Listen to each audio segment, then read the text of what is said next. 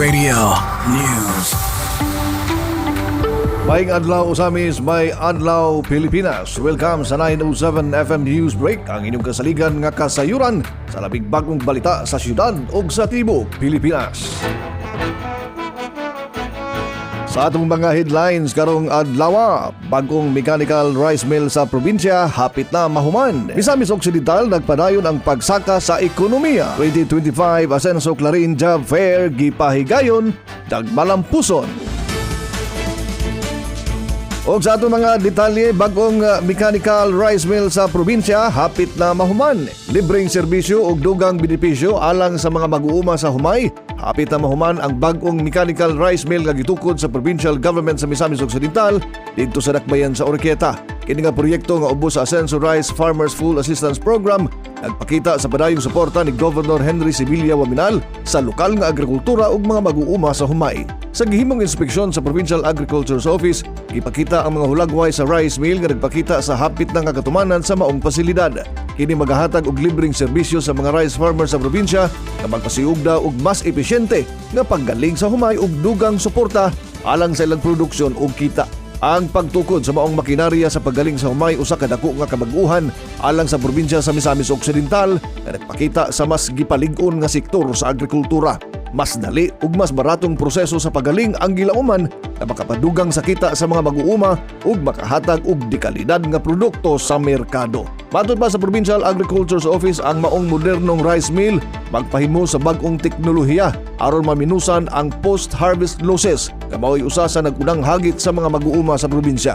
Gawa sa libreng paggaling sa humay, posibleng mapahimusulan usab ang ubang benepisyo alang sa mga mag-uuma ubos sa suporta sa provincial government sa pagpanguna ni Governor Henry Waminal. Dugang pa, padayong gipalig-on sa administrasyon ni Governor Waminal ang programa alang sa mga mag-uuma aron mas mapalambo ang produksyon sa humay sa probinsya. Pinaagi sa Asenso Rice Farmers Full Assistance Program, gitumong sa probinsyal nga kagamhanan nga mapadali ang pag-asenso sa sektor sa agrikultura ug mas mapalig-on ang kinabuhi sa mga mag-uuma. Nagpaabot na ang mga rice farmers sa probinsya sa opisyal nga pag-abli sa maong rice mill na gilauman nga maghatag og dakong kaayuhan sa produksyon ug ekonomiya sa probinsya.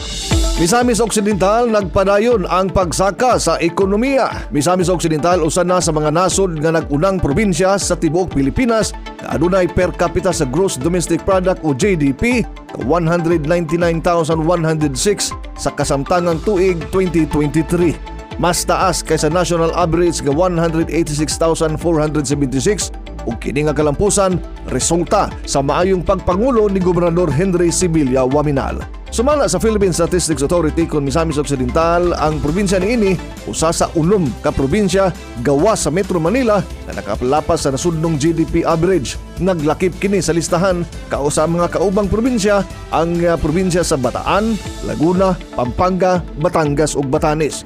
Ilalom sa liderato ni Governor Waminal na palambo ang infrastruktura, negosyo ug pagpang-invest. Mas lig-on ang koneksyon sa Misamis Oriental, Davao Region ug Visayas na naghatag og daghang oportunidad sa ekonomiya. Mga nagunang sektor sa kalambuan sa probinsya mao ang agrikultura nga suporta sa mga mag-uuma pinaagi sa modernong teknolohiya, pundo ug farm to market roads, negosyo ug komersyo. Daghang investor ang nidugang ug naghatag og trabaho nga gipalig-on ang produksyon ug samtang ang infrastruktura usab mas gipalig-on, mas maayo nga karsada, tulay ug public utilities nga napalig-on sa kalihukan sa produkto ug serbisyo.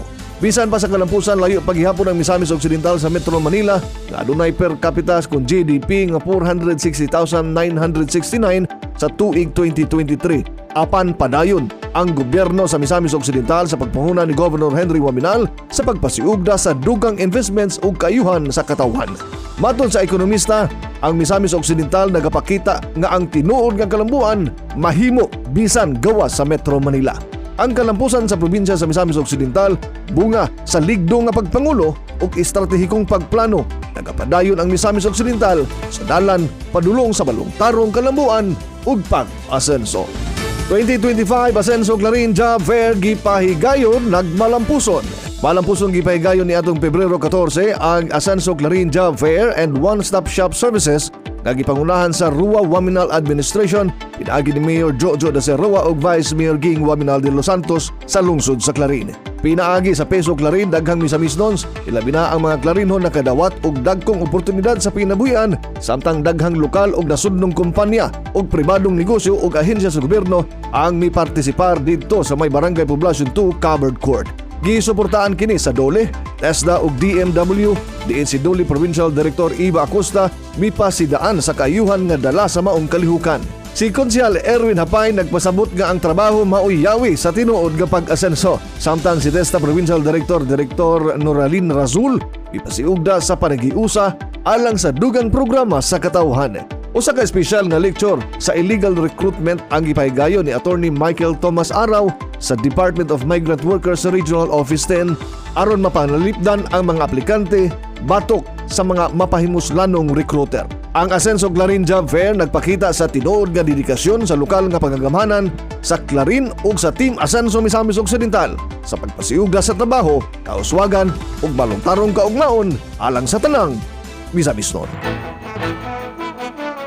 Mao kini ang pinakabagong nga balita sa 907 FM Newsbreak. Magpabilin nga updated sa mga panghitabo sa Dakbayan ug sa Tibok, Pilipinas. Ang Newsbreak katod ganato sa Asenso Pinoy Party List, numero 70 sa inyong baluta. Daghang salamat og padayon sa pagserbisyo alang sa tinud-anay nga pag-asenso.